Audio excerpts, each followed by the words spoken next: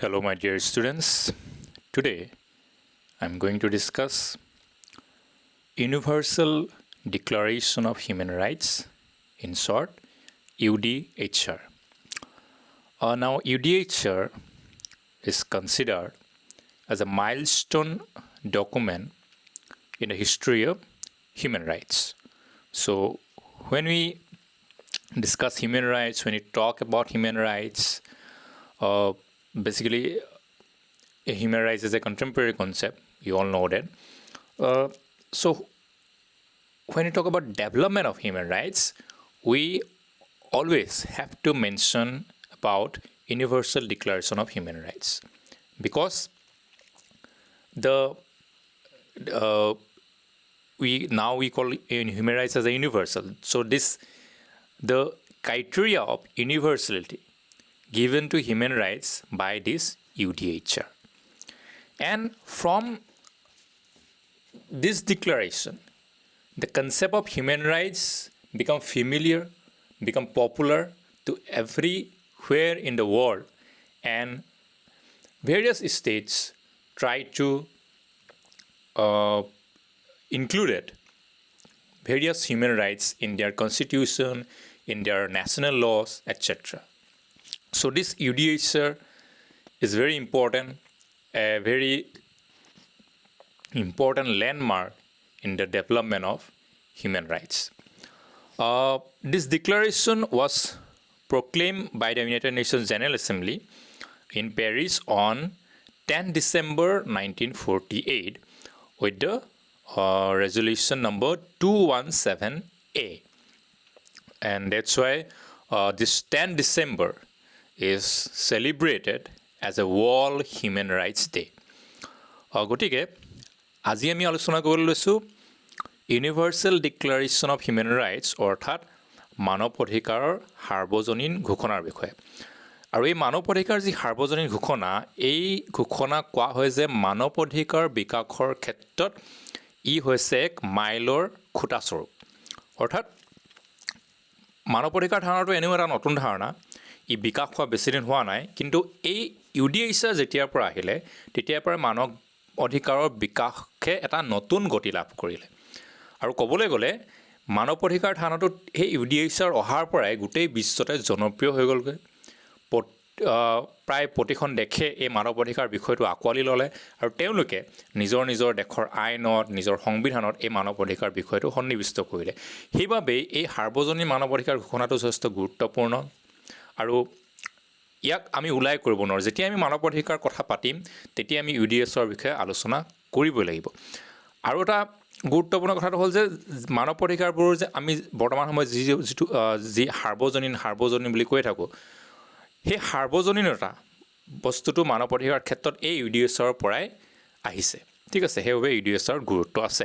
আৰু এই UDHRটো একজেক্টলি হয় কি, এইটো এটা ডিক্লাৰেশ্যন হয়, এটা ঘোষণাপত্ৰ হয়। এতিয়া কোনে কৰিছিল ঘোষণাপত্ৰ, কোনে জাৰি কৰিছিল ৰাষ্ট্ৰসংঘৰ সাধাৰণ সভাই পেৰিছৰ তেওঁলোকৰ সন্মিলনত।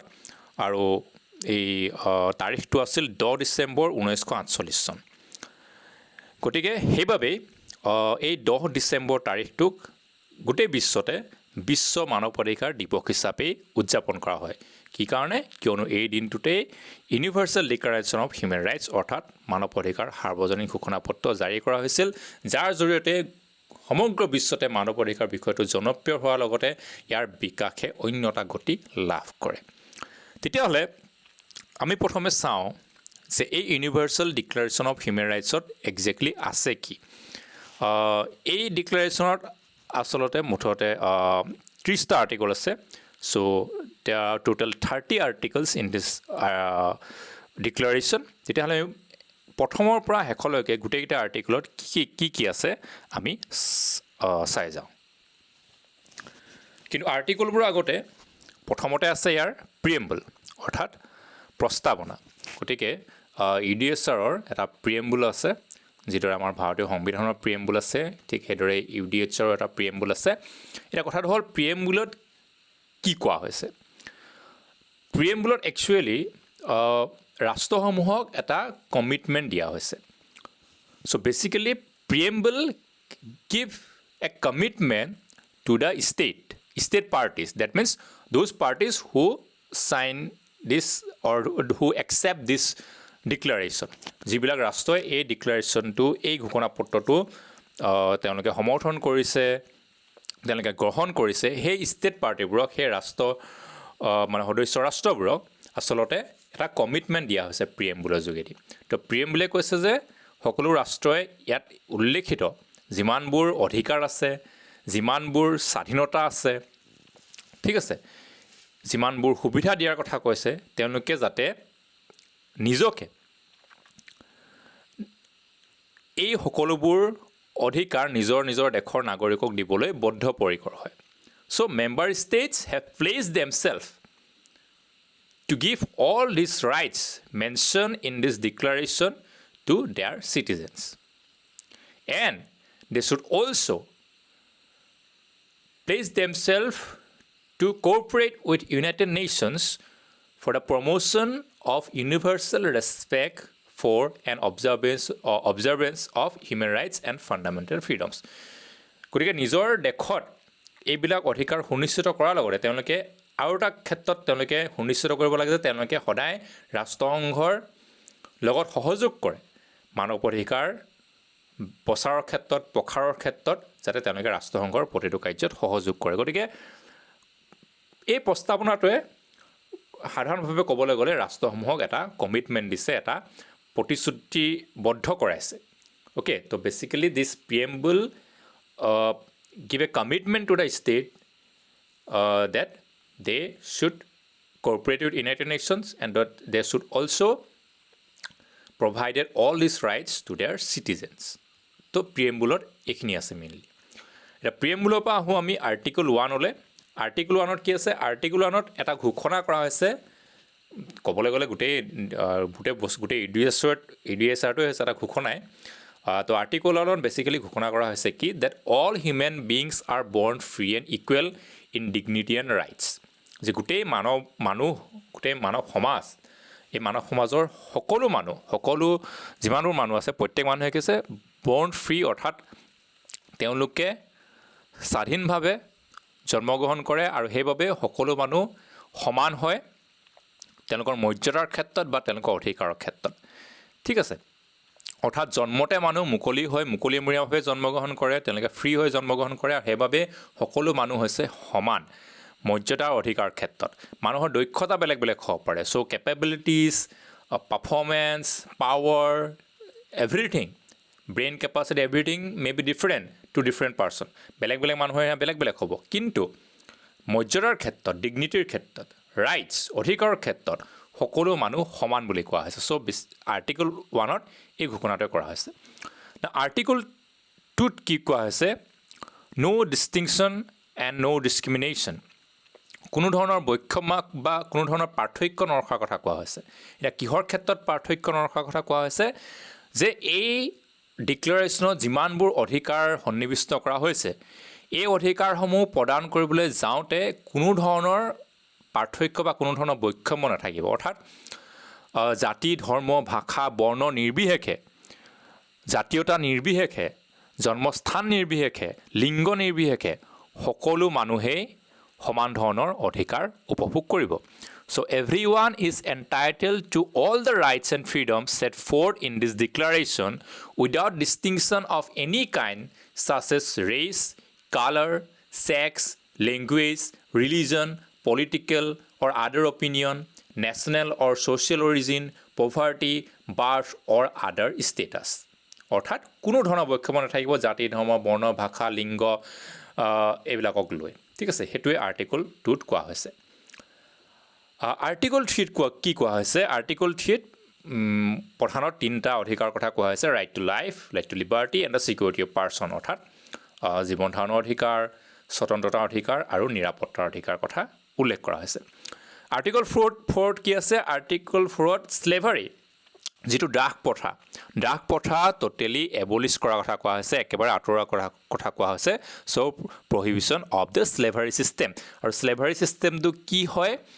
যে মানুহে মানুহক দাস হিচাপে য'ত ব্যৱহাৰ কৰে, স্লেভ হিচাপে, এটা সময়ত আমেৰিকাত এটা খুব প্ৰচলিত আছিল স্লেভ ছিষ্টেমটো, য'ত মানুহে মানুহক কিনে কৃতদাস হিচাপে, তেওঁলোকক ব্যৱহাৰ কৰে, কাম কৰে, অৰ্থাৎ যেনেকৈ আমি বজাৰত গৰু ছাগলী কিনিবলৈ যাওঁ, ঠিক আছে, ঠিক তেনেদৰে এটা সময়ত মানুহ কিনা বেচা হৈছিলে। মানুহ সেইবিলাকক ধৰা হৈছিলে স্লেভ ক্লাছৰ বুলি, অৰ্থাৎ তেওঁলোকে সদায় মাষ্টৰৰ অধীনত কাম কৰে, তেওঁলোকক বজাৰত কিনা বেচা হৈছিলে তেওঁলোকৰ কাম কৰাৰ কেপাচিটিৰ ওপৰত, ঠিক আছে। তো তেনেকুৱা ধৰণৰ ছিষ্টেম আছিলে।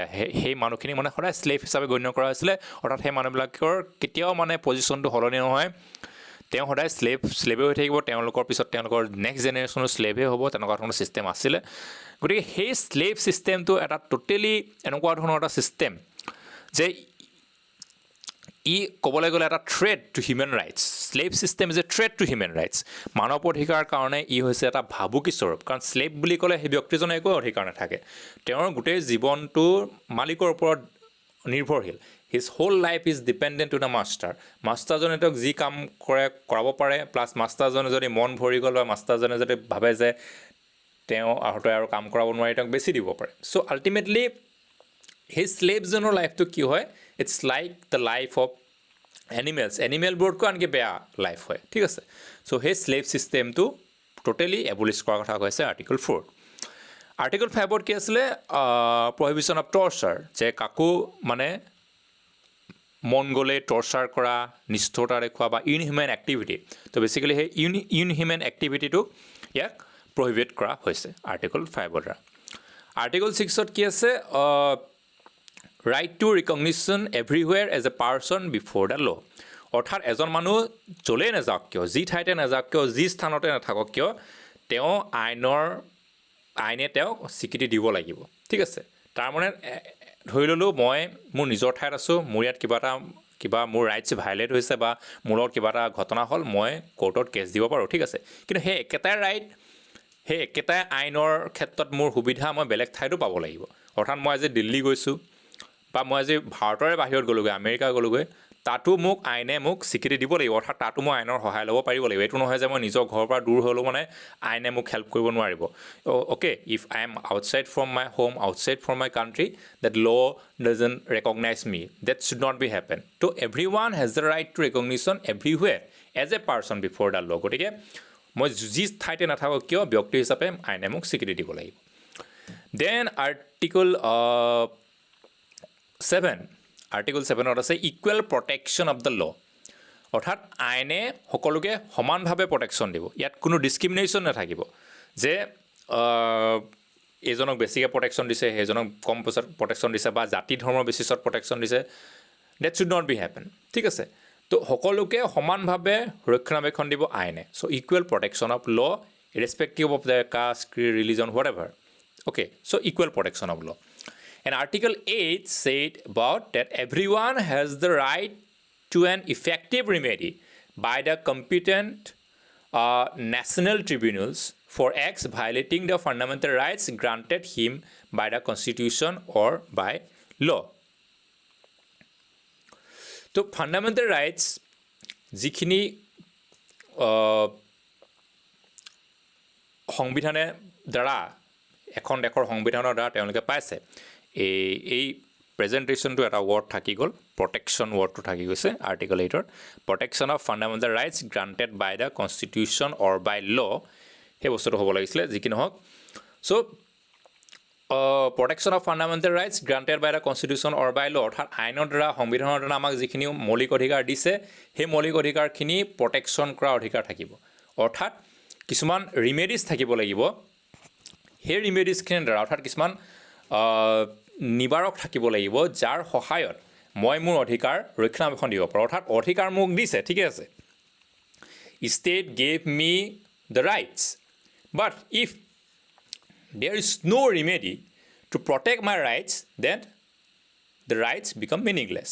মোক অধিকাৰ দিছে, কিন্তু অধিকাৰখিনি বেলেগে বোলে কাঢ়ি ল'লে, সেইখিনি প্ৰটেকশ্যনৰ কাৰণে মোৰ যদি একো ৰিমেডিজ নাই, তেতিয়াহ'লে অধিকাৰখিনি কি হৈ যাব, মিনিংলেছ হৈ যাব। The rights become meaningless if I don't have any kind of remedies to protect my rights. তো ৰাইটছ মোক দিলে,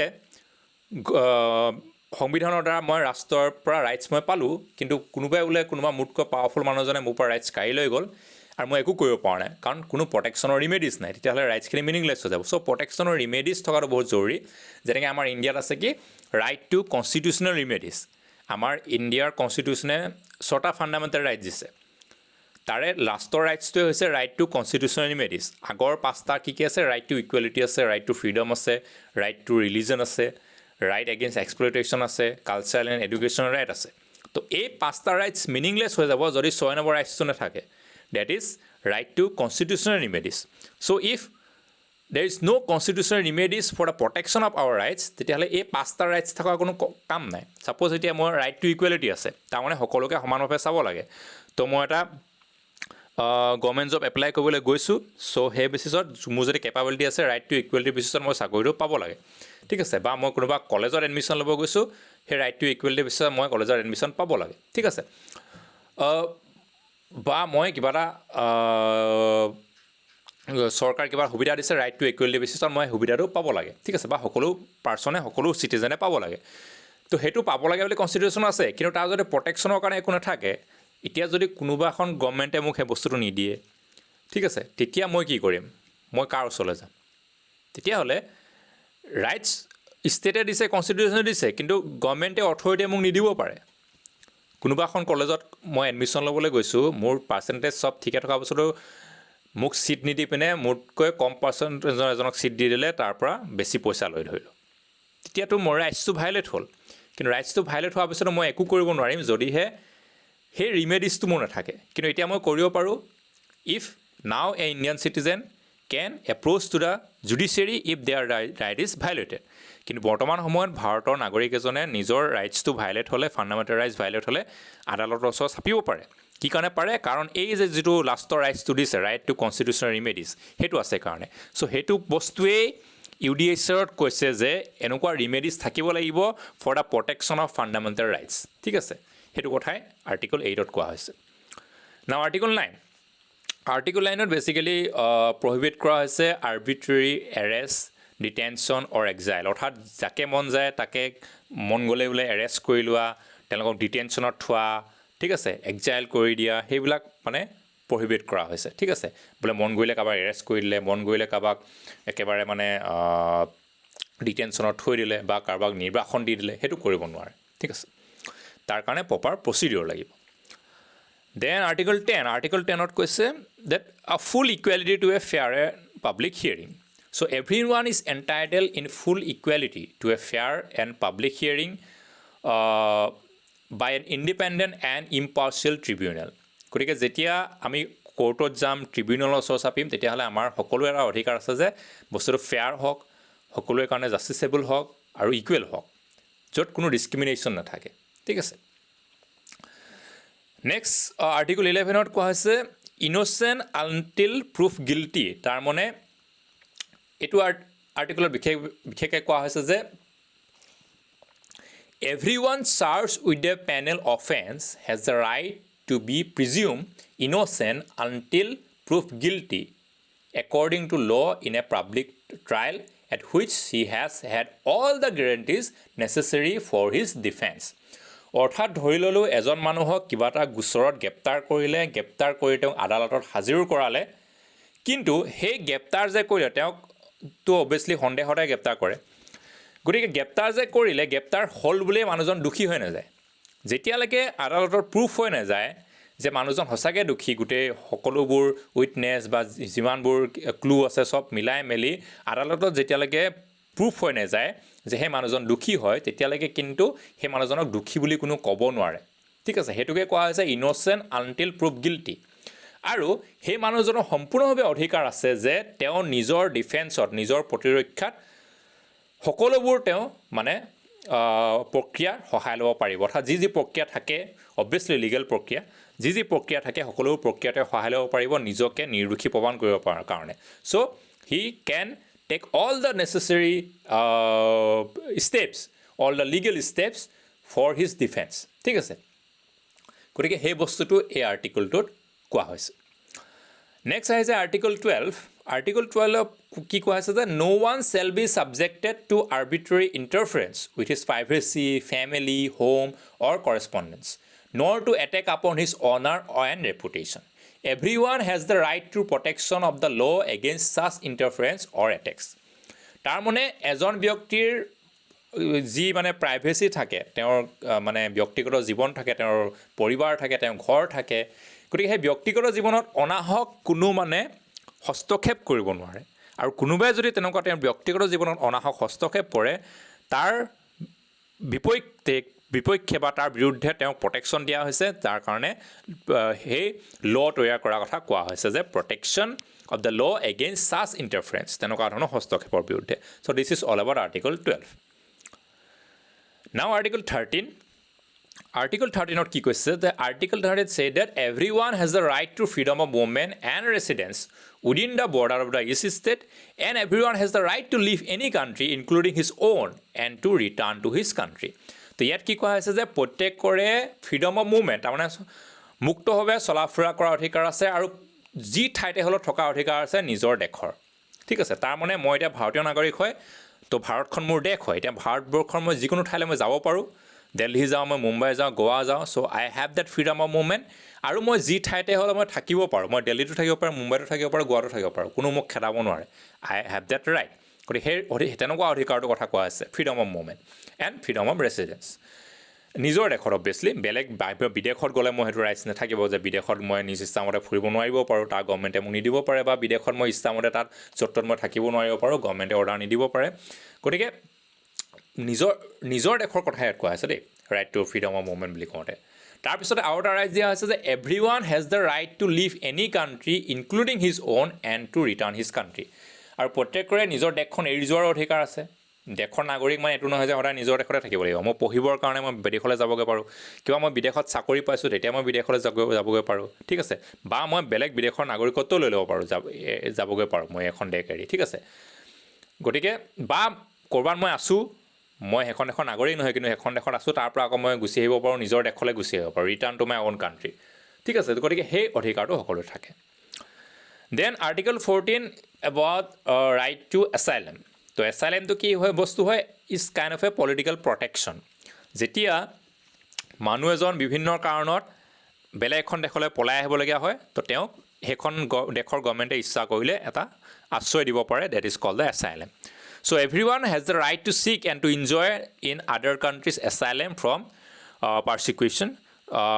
The right may not be invoked in the case of prosecution genuinely arising from the non-political crimes or from acts contrary to the purposes and principle of the United Nations. কিন্তু এইটো ক্ষেত্ৰত অৱশ্যে চাব লাগিব যে সেইটো এটা কোনো ধৰণৰ ক্ৰিমিনেল কেছত কোনোবা পলাই আহিছে, ক'ৰবাত মাৰ্ডাৰ কৰি পলাই আহিছে, তেনেকুৱা ধৰণৰ নহয়। বেচিকেলি নন পলিটিকেল ক্ৰাইম হ'ব লাগিব, বা মানে কিবা বেলেগ কিবা অপৰাধ কৰি গুচি আহিছে, তেনেকুৱা ধৰণৰ মানুহক এছাইলাম দিয়া নহয়। গতিকে কিছুমান ক্ৰাইটেৰিয়া আছে ইউনাইটেড নেশ্যনৰ, সেই ক্ৰাইটেৰিয়াৰ অধীনত তেওঁক এছাইলাম দিব পাৰিব। যেনেকৈ আমাৰ দালাই লামা ভাৰতবৰ্ষৰ ৰাজনৈতিক আশ্ৰয়ত আছে, পলিটিকেল এছাইলামত আছে। ঠিক আছে, সেইটো এটা example. Then Article 15 talk about the nationality, that everyone has the right to a nationality. No one shall be arbitrarily deprived of his nationality or nor denied the right to change his nationality. গতিকে সকলোৰে নিজৰ এটা nationality অৰ্থাৎ জাতীয় identity এটা অধিকাৰ আছে, যে কোন কাৰ দেশৰ নাগৰিক হ'ব সেইটো চুজ কৰাৰ অধিকাৰ আছে। আৰু কোনোবাই নিজৰ নাগৰিকত্ব সলনি কৰাৰ অধিকাৰ আছে, অৰ্থাৎ কোনোবা যদি ইণ্ডিয়ান চিটিজেন হয়, তেওঁ মন গ'লে আমেৰিকাৰ চিটিজেনশ্বিপো ল'ব পাৰে, আমেৰিকাত গৈ বোলে বহুত দিন ধৰি আছেগৈ, বহু বছৰ ধৰি আছেগৈ। তো এইটো কোনো ক'ব নোৱাৰে যে তুমি আমেৰিকাৰ চিটিজেনশ্বিপ ল'ব নোৱাৰা বুলি। তেনেকৈ আমেৰিকাৰ মানুহজন আহি ইণ্ডিয়াৰ চিটিজেনশ্বিপ ল'ব পাৰে, প্ৰচেছ আছে। So' that is the right to nationality. Then Article 16 said about that it's right to marriage and right to both men and women. So men and women of full age without any limitation due to race, nationality or religion have the right to marry and to found a family. তেওঁলোকৰ বিবাহৰ অধিকাৰ আছে, অৰ্থাৎ তেওঁলোকে নিজৰ ইচ্ছামতে বিবাহ পাতিব পাৰে যদি তেওঁলোকে এডাল্ট হৈ গৈছে, বয়স উপযুক্ত হৈ গৈছে। চ' পুৰুষ হওক মহিলা হওক, তেওঁলোকে নিজৰ পচন্দ মতে বিয়া পাতিব পাৰে। And marriage shall be entered into only the free and full consent of the intending spouse.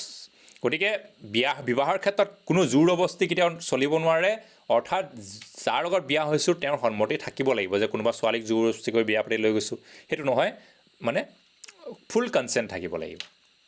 Okay, চ' সেইখিনি বস্তু এইটো আৰ্টিকলত কোৱা হৈছে। Next আহিলে Article 17, it's give the right to property to every individual, that everyone has the right to have own property alone as well as in association with others. গতিকে নিজৰ ভাগে ব্যক্তিগতভাৱে প্ৰপাৰ্টি থাকিব পাৰে বা বেলেগৰ লগত মিলিও তেওঁ প্ৰপাৰ্টি একুৱেৰ কৰিব পাৰে, ঠিক আছে, সেইটো গতিকে ৰাইট টু প্ৰপাৰ্টিৰ কথা কোৱা হৈছে এইটো আৰ্টিকলত। Article 18 said about right to freedom of thought, conscience and religion. এই তিনিটা অধিকাৰ কথা Article 18ত কৈছে। মত প্ৰকাশ কৰাৰ অধিকাৰ, ঠিক আছে, ধৰ্মৰ অধিকাৰ এইবিলাকৰ কথা কৈছে। Then Article 19 said that everyone has the right to freedom of opinion and expression.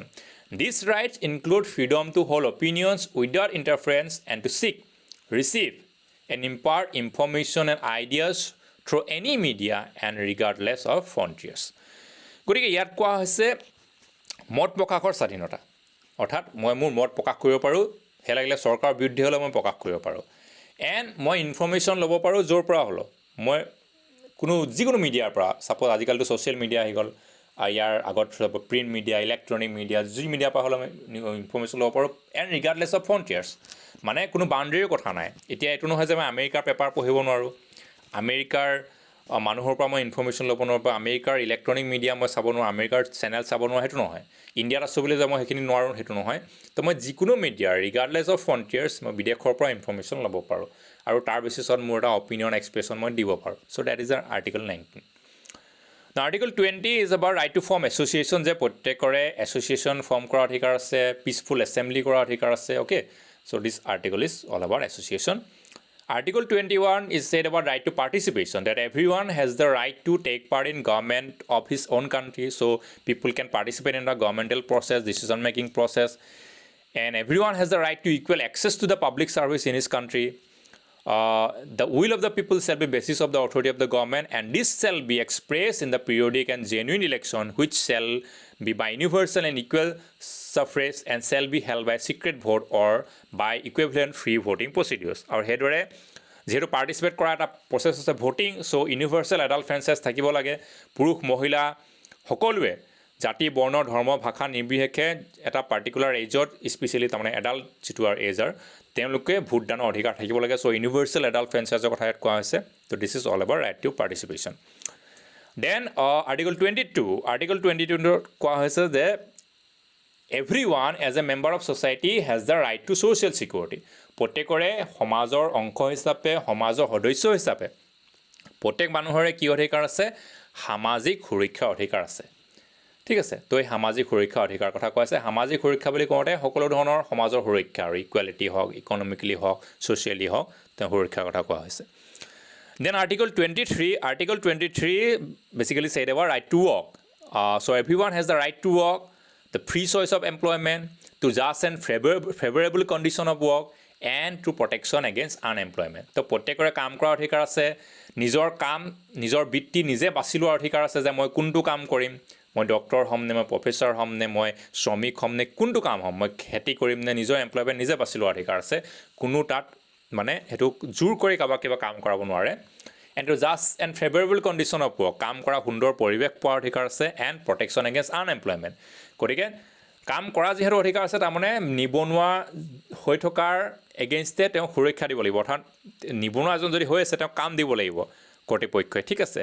চৰকাৰে, ৰাষ্ট্ৰই তেওঁক কাম দিয়াৰ সুবিধা কৰি দিব লাগিব। কোনোবা এজন পঢ়ি শুনি নিবনুৱা হৈ আছে, নিবনুৱা হৈ থাকিলে সেইটো তেওঁৰ ৰাইটছ এটা ভাইলেট কৰাৰ নিচিনা হ'ব। And everyone without any discrimination has right to equal pay' for equal work. তো equal pay' for equal work হ'ব লাগিব। এইটো নহয় যে এজন মানুহক একেটা কামৰ কাৰণে বেছি পইচা দিছে, এজনক কম পইচা দিছে, বা এইটো বেছিকৈ আগতে চলিছিলে পুৰুষ আৰু মহিলাৰ মাজত ডিফাৰেঞ্চিয়েটটো, যে একেটা কামেই পুৰুষ কৰিলে পুৰুষজনক বেছি পইচা দিছিলে, মহিলাগৰাকীক কম পইচা দিছিলে। তো সেই বস্তুটো হৈছে যে equal pay' for equal work, অৰ্থাৎ একে সমান কামৰ কাৰণে সকলোৱে একে সমান দৰমহা পাব লাগিব। And then everyone who works has the right to just and favorable remuneration, ensuring for himself and his family an existence worthy of human dignity. আৰু যেতিয়া কোনোবা এজন মানুহে কাম কৰিব, এটলিষ্ট মিনিমাম মানে এটা এমাউণ্ট থাকিব লাগিব, তেওঁৰ ৰিমুনেৰেশ্যন, তাৰমানে তেওঁ দৰমহা বা পাৰিশ্ৰমিক যিয়ে দিয়া নহওক, এটলিষ্ট তেওঁ ফেমিলি চলাব পৰাকৈ সেই এমাউণ্টটো হ'ব লাগিব। এইটো নহয় যে 8 ঘণ্টা কাম কৰিলে অকল 100 টকা এটা দিলে, 50 টকা এটা দিলে, সেইটো নহয়। তেওঁ ফেমিলি চলাব পৰাকৈ এটা জাষ্টিচেবল এমাউণ্ট হ'ব লাগিব। তো সেই বস্তুটো এটা কোৱা হৈছে। আৰু লগতে শ্ৰমিকৰ ক্ষেত্ৰত কাম কৰা মানুহখিনিৰ ক্ষেত্ৰত তেনেকৈ ইউনিয়ন ফৰ্ম কৰিব পৰা কথা কৈছে যে they has the right to form and join trade unions for the protection of his interest. তেওঁলোকে নিজৰ স্বাৰ্থ ৰক্ষাৰ বাবে তেনেকুৱা ধৰণৰ ইউনিয়ন ফৰ্ম কৰিব পাৰে বা জইন হ'ব পাৰে। Then article 24 said about right to rest and leisure, অৰ্থাৎ জিৰণি অধিকাৰ প্ৰত্যেকৰে থাকে। এইটো নহয় যে এজন মানুহক সদায় কাম কৰাই থাকিব। এতিয়া যেনেকৈ ছানডে এটা হলিডে বুলি ধৰা হয়, ঠিক আছে। চ' ছানডে সেইটো দিবই লাগিব তেওঁক ছুটি। ঠিক সেইদৰে কাম কৰাৰ এটা পাৰ্টিকুলাৰ আৱাৰ্ছ থাকে। এজন মানুহক 24 ঘণ্টা কাম কৰাই থাকিব নোৱাৰে, ঠিক আছে। আৰু তেনেকৈ হলিডে কিছুমান থাকে, পিৰিয়ডিক হলিডেজ থাকে, নেশ্যনেল হলিডে হওক, ষ্টেট হলিডে যেনেকৈ আমাৰ এতিয়া আছে।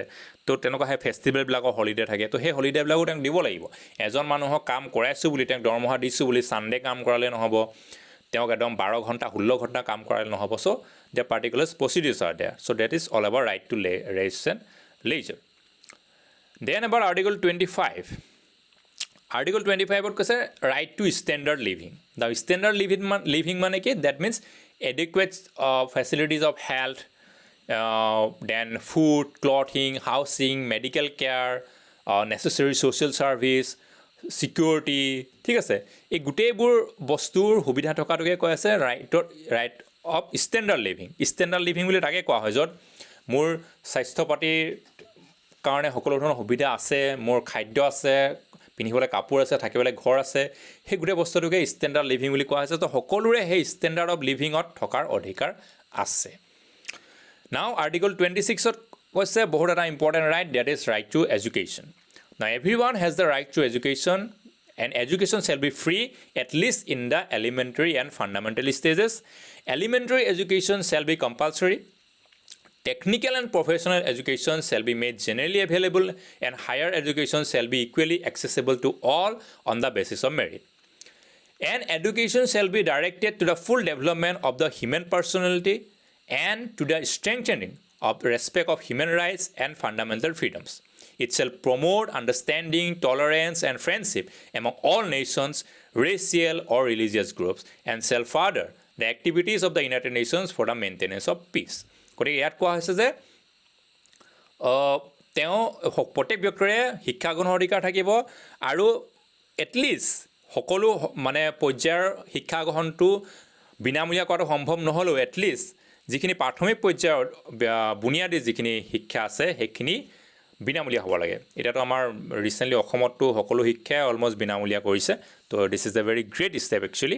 কিন্তু এটলিষ্ট সিমানখিনি নহ'লেও বুনিয়াদী প্ৰাথমিক পৰ্যায়ৰ শিক্ষাটো বিনামূলীয়া হ'ব লাগে আৰু বাধ্যতামূলক হ'ব লাগে, ঠিক আছে। আৰু কাৰিকৰী আৰু শিক্ষা ব্যৱস্থা থাকিব লাগে, আৰু লগতে যিটো হায়াৰ এডুকেশ্যন উচ্চ শিক্ষা সকলোৰে কাৰণে একচেচেবল হ'ব লাগে, অৰ্থাৎ সকলোৱে যাতে উচ্চ শিক্ষা গ্ৰহণৰ সুবিধা পায়, ঠিক আছে। তো এইটো বস্তু এইটো আৰ্টিকলত কোৱা হৈছে।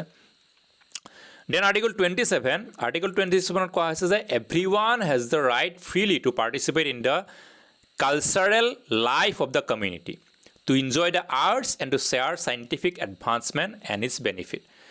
গতিকে প্ৰত্যেকৰে নিজৰ নিজৰ সংস্কৃতি ৰক্ষা কৰাৰ অধিকাৰ আছে, আৰু নিজৰ সংস্কৃতি এনজয় কৰাৰ অধিকাৰ আছে, পৰম্পৰা মানি চলাৰ অধিকাৰ আছে, আৰু সেইখিনিৰ পৰা আৰম্ভ কৰি আকৌ বৈজ্ঞানিক যি উন্নয়ন তাৰ বেনিফিট লোৱাৰো অধিকাৰ আছে, সেইটো কথা কোৱা হৈছে।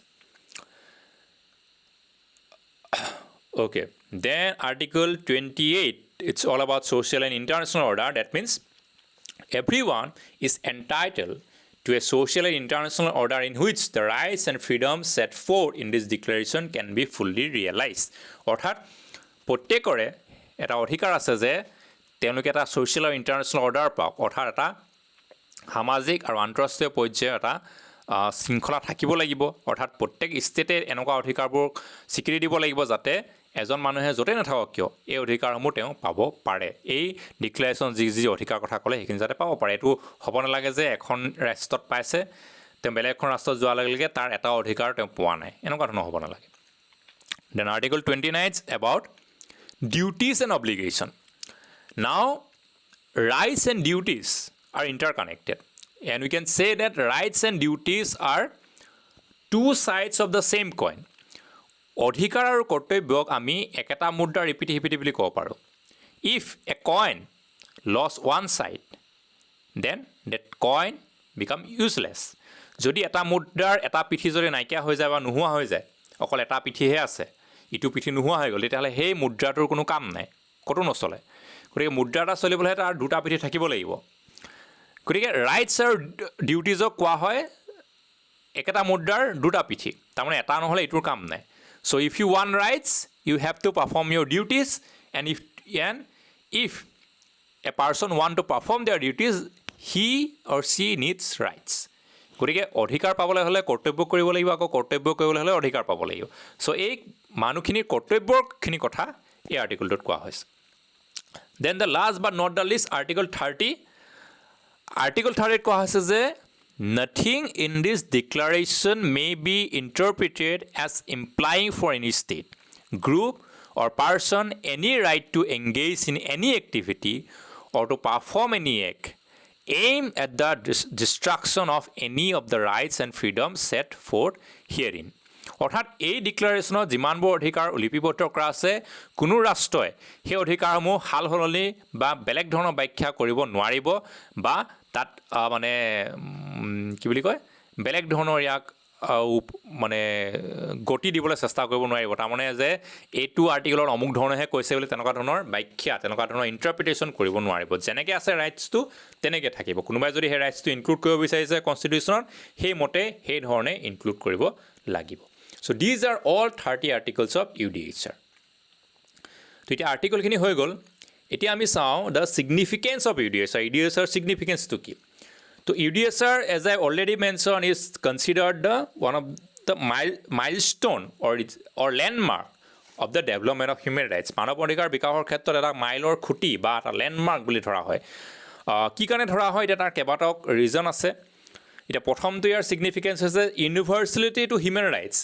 এই ডিক্লাৰেশ্যনটোৱে কি কৰিলে মানৱ অধিকাৰৰ এটা সাৰ্বজনীনতা দিলে না হোৱাট ইজ ইউনিভাৰ্চেলিটি সাৰ্বজনীনতা মানে কি that means applicable to all সকলোৰে ক্ষেত্ৰত সকলো ঠাইতে প্ৰযোজ্য হোৱা অৰ্থাৎ আজি এজন মানুহ ইণ্ডিয়াত আছে তেওঁ মানৱ অধিকাৰ পাইছে বোলে ক'ৰবাত বেলেগ এখন দেশলৈ যোৱাৰ লগে আফ্ৰিকা যোৱাৰ লগে মানৱ অধিকাৰ নাই সেইটো হ'ব নালাগে তো মানৱ অধিকাৰ এপ্লিকেবল টু অল দ্য পিপল সকলো ঠাইতে সকলো ব্যক্তিৰ ক্ষেত্ৰতে স্থান কাল ভেদে প্ৰযোজ্য হ'ব ঠিক আছে তো সেই বস্তুটোৱে হৈছে ইউনিভাৰ্চেলিটি তো মানৱ অধিকাৰ সেই ইউনিভাৰ্চেলিটিটো প্ৰদান কৰিলে কোনে UDHR পৰাই মানৱ অধিকাৰ ইউনিভাৰ্চেলিটি বস্তুটো পপুলাৰ হ'ল জনপ্ৰিয় হ'ল and every state recognise the human rights and De included in there constitution তেনেকৈ নিজৰ সংবিধান অন্তৰ্ভুক্ত কৰিলে তো আল্টিমেটলি মানৱ অধিকাৰ সাৰ্বজনীন হৈ পৰিলে next significant is that this is the first instrument of international law to use the phrase rule of law গতিকে UDHRতে প্ৰথমবাৰৰ কাৰণে আন্তঃৰাষ্ট্ৰীয় পৰ্যায়ৰ ৰুল অফ ল' বস্তুটো ব্যৱহাৰ কৰা হৈছে অৰ্থাৎ আইনৰ শাসন আৰু যেতিয়া ৰুল অফ ল' আহি যায় ডেট মিনছ এই যিমানখিনি অধিকাৰৰ কথা কোৱা হৈছে it is the protection of ল' কথাটো আহি যায় অৰ্থাৎ ৰুল অফ ল' আণ্ডাৰত পৰিব আইনৰ অনুশাসনৰ আণ্ডাৰত পৰি যায় গতিকে যেতিয়া আইন আহি যায় তাতে প্ৰটেকশ্যন আহি যায় অৰ্থাৎ আইনে প্ৰটেকশ্যন দিব then another significant is the commitment of the states ইয়াৰ প্ৰিএম্বুলত যিদৰে মই কৈছিলোঁ যে প্ৰিএম্বুলত ৰাষ্ট্ৰসমূহক এটা কমিটমেণ্ট দিয়া হৈছে যাতে তেওঁলোকে অধিকাৰসমূহ নিজৰ নাগৰিকসকলক দিয়ে নিজৰ সংবিধানত সন্নিৱিষ্ট কৰে আৰু লগতে ৰাষ্ট্ৰসংঘৰ লগত মিলি মানৱ অধিকাৰ প্ৰচাৰ কৰে ঠিক আছে প্ৰসাৰ কৰে গতিকে কমিটমেণ্ট দিছে ষ্টেট পাৰ্টিবোৰক যি ইয়াৰ সদস্য ৰাষ্ট্ৰ আছে ৰাষ্ট্ৰসংঘৰ সেই সদস্য ৰাষ্ট্ৰবোৰক এটা কমিটমেণ্ট দিয়া হৈছে চ' সেই কমিটমেণ্ট দিয়াৰ কাৰণে সদস্য ৰাষ্ট্ৰবোৰ ঐক্যবদ্ধ হৈ মানৱ অধিকাৰ বিকাশত অৰিহণা যোগাইছে so' all the state parties together promote human rights due to this commitment to the UDHR প্ৰতি সেই কমিটমেণ্টটো থকাৰ কাৰণে প্ৰত্যেকখন ৰাষ্ট্ৰই বা মিলিত হৈ মানৱ অধিকাৰ বিকাশত অৰিহণা যোগাইছে so' it is another significance then most importantly this UDHR is a foundation for a growing number of national laws international laws and treaties as well as for a growing number of regional subnational and national institutions for protecting and promoting human rights সেইটো এই পইণ্টটো সবচে বেছি important যে UDHR ফলতে বহুতো দেশৰ ৰাষ্ট্ৰীয় আইনত বা ইভেন আন্তঃৰাষ্ট্ৰীয় আইনত বহুতখিনি সন্ধি চুক্তি স্বাক্ষৰিত হৈছে য'ত হিউমেন ৰাইটছৰ কথা কোৱা হৈছে বা হিউমেন ৰাইটছক লৈ কিছুমান চুক্তি স্বাক্ষৰিত হৈছে ঠিক আছে বহুতখিনি চুক্তি আছে বহুতখিনি কনফাৰেঞ্চ হৈছে মানৱ অধিকাৰক লৈয়ে হৈছে বহুতখিনি ৰাষ্ট্ৰ আইনৰ মানৱ অধিকাৰ ইনক্লুড কৰিছে সংবিধানত ইনক্লুড কৰিছে যেনেকৈ আমাৰ ইণ্ডিয়ান কনষ্টিটিউশ্যনত ফাণ্ডামেণ্টেল ৰাইটছ আছে this fundamental rights are somewhere down the line they are coming from this UDHR ঠিক আছে আৰু লগতে কি হৈছে বেলেগ বেলেগ ধৰণৰ কিছুমান ইনষ্টিটিউশ্যন অনুষ্ঠান গঠন হৈছে যেনেকৈ আমাৰ ইণ্ডিয়াত ধৰি ল'লোঁ নেশ্যনেল হিউমেন ৰাইটছ কমিশ্যন আছে তেনেকুৱাকৈ বেলেগ বেলেগ ধৰণৰ অনুষ্ঠান গঠন হৈছে UDHR ৰাইটছসমূহৰ বেচিছত so' these are the significance of UDHR However, criticism is also there. Criticism আছে, especially all these rights declared in UDHR are not legally binding. তেওঁলোকৰ কোনো legal binding নাই যে মেম্বাৰ ষ্টেটে সেইখিনি পালন কৰিব লাগিব চ' not legally binding but কি হৈছে মেম্বাৰ ষ্টেটবোৰে যেতিয়া তেওঁলোকক ইনক্লুড কৰিছে সেইটো লিগেলি বাইণ্ডিং অট'মেটিকলি হৈ গৈছে তাৰমানে UDHR যোগেদি ৰাষ্ট্ৰসমূহক লিগেলি বাউণ্ড কৰিব পৰা নাই যে আমাৰ অধিকাৰখিনি এইখিনি মানিবই লাগিব সব ৰাষ্ট্ৰই বাট যিখিনি ৰাষ্ট্ৰই মানিছে তেওঁলোকে নিজৰ কনষ্টিটিউশ্যনত ইনক্লুড কৰি এজ এ ল ইনক্লুড কৰি নেশ্যনেল লত ইনক্লুড কৰি লিগেলি বাইণ্ডিং কৰি দিছে চ' সেইটো কাৰণে সেইটো ফালৰ পৰা আমি এই আইনখিনি এটা লিগেল ষ্টেটাছ পাই এই অধিকাৰখিনি এটা লিগেল ষ্টেটাছ পাই গৈছে দেন আৰু এটা ক্ৰিটিচাইজ কৰা হয় যে মানে ক্ৰিটিচাইজ কৰা হয় মানে কি কিছুমান ষ্টেট পাৰ্টিয়ে এইখিনি একচেপ্ট কৰা নাছিলে মানে এই গোটেই ডিক্লেৰেশ্যনটো তো তেওঁলোকৰ ষ্টেটবিলাকত এতিয়াও বহুতখিনি ৰাইটছ মানুহে পাবলৈ তেওঁলোকৰ চিটিজেনে পাবলৈ বাকী আছে চ' দিজ আৰ চাম ক্ৰিটিচিজম বাট বেচিকেলি ছিগনিফিকেঞ্চ বহুত বেছি আছে আৰু ক'বলৈ গ'লে গোটেই হিউমেন ৰাইটছৰ কনচেপ্টটো বিকাশৰ ক্ষেত্ৰত পপুলাৰাইজেশ্যনৰ ক্ষেত্ৰত এই UDHR বহুতখিনি ভূমিকা আছে চ' regarding the development of human rights, regarding the to popularize the concept of human rights among the states.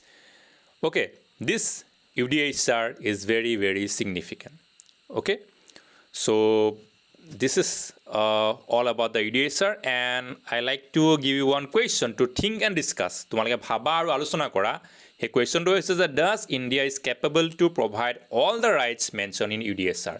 যে ভাৰতবৰ্ষই UDHR উল্লেখ থকা সকলোবোৰ অধিকাৰ দিব পৰাকৈ মানে যোগ্যতা আছেনে নাই বা তেওঁলোকে কেপেবল হয়নে নহয় দিব পাৰিবনে দিব পৰা অৱস্থাত আছেনে নাই ভাৰতবৰ্ষ ঠিক আছে জাষ্ট থিংক এণ্ড ডিছকাছ তোমালোকে ভাবা আৰু নিজৰ মাজত আলোচনা কৰিবা so' see you again thank U